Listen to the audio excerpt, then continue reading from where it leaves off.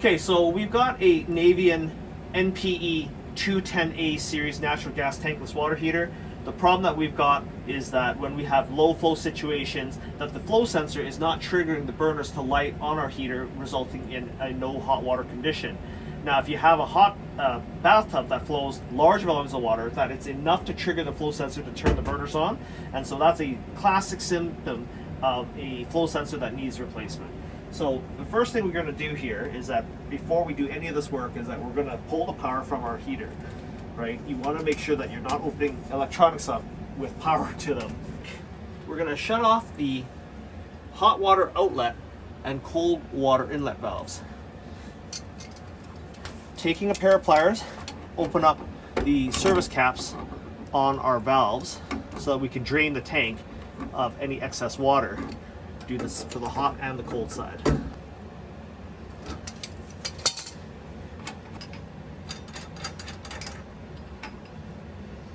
Using a small container, collect the water by opening up the cold service valve. And this may take just a few minutes. You can do the same for the hot side.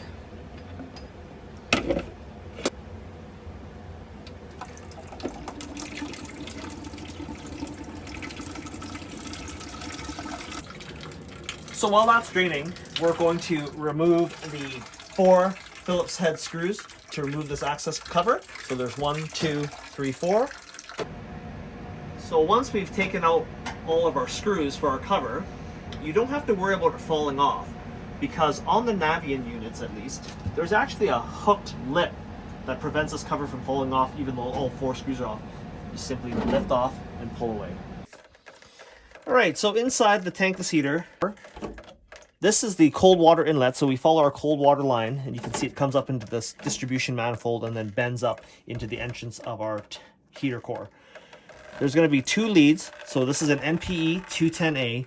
Other Navien water tanks will be very similar, so when you buy your replacement part, you got to make sure that it's suited for your model. I've seen some that are straight, some that are 90 degrees, some that are 90 degrees with the power connection on the opposite side of the flow sensor, so very important to get it right. We'll start off by disconnecting the 3-wire harness, and the next cable here is this blue one. You just carefully push that little connector and just gently pull out. Then we're going to take this stainless steel spring clip ring. So if you look up on it from a slightly elevated view, that to get that off, you just simply pop that out like this, and it's just spring loaded. And then you'll see that there's a little plastic ring here, so that just stays on the pipe, and that'll just fall down. Then we're going to take our screwdriver and undo the 4 Phillips head screws from the heater body. Now make sure that you're using a Phillips number 2 screwdriver. You don't want to strip the heads of these screws.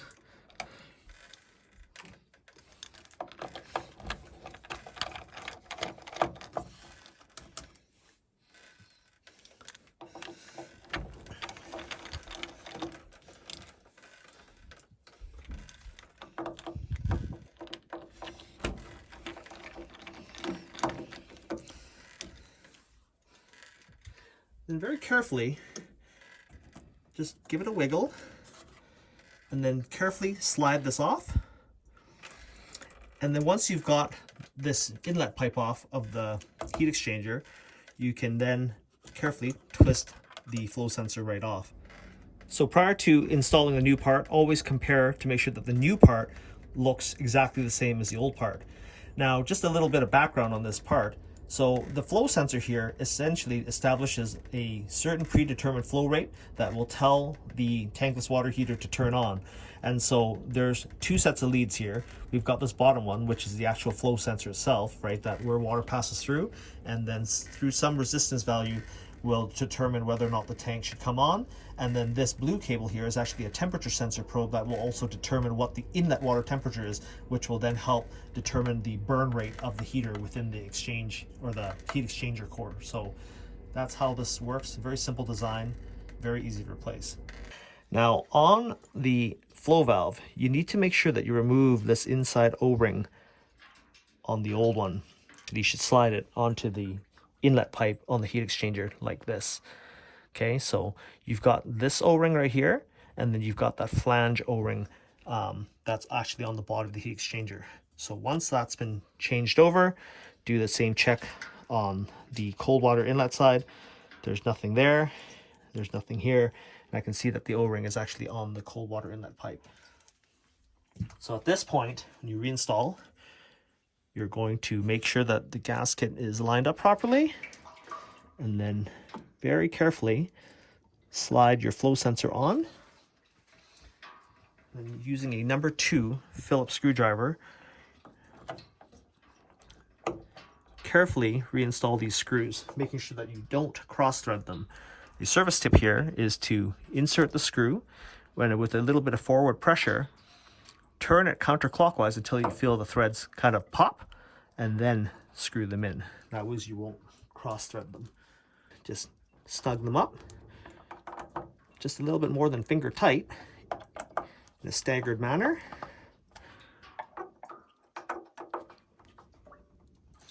And then you're going to insert the cold water pipe onto the bottom of the flow sensor, push it in, push the little 3 sliding ring up, and then taking your spring clip and reinstalling it over the flange of the flow sensor and the flange of the pipe. And then we're going to plug in our sensors into the appropriate connector, so blue to blue. You don't have to worry about reversing them because they are keyed connectors, meaning that they can't be plugged in backwards. Slide that in, and then making sure you take a paper towel and dry off any water that might have come in contact with the body of the water heater or any of this low voltage wiring. You need to make sure it's completely dry.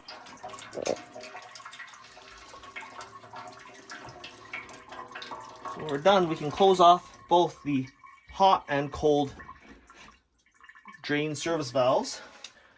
And screw our caps back on.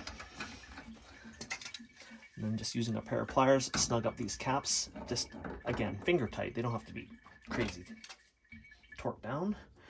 That's closed, and then we can go ahead and open the hot water outlet valve to the house, and then conversely open up the water inlet service valve to the tank.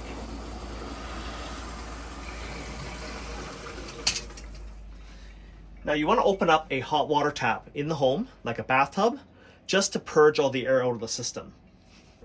So we've purged out our hot water lines. We've also checked to make sure that there's no water leaking out from our flow sensor. Again, that O-ring that we pulled from the old flow sensor, really important to put that back in. Plug in your heater. It'll power up.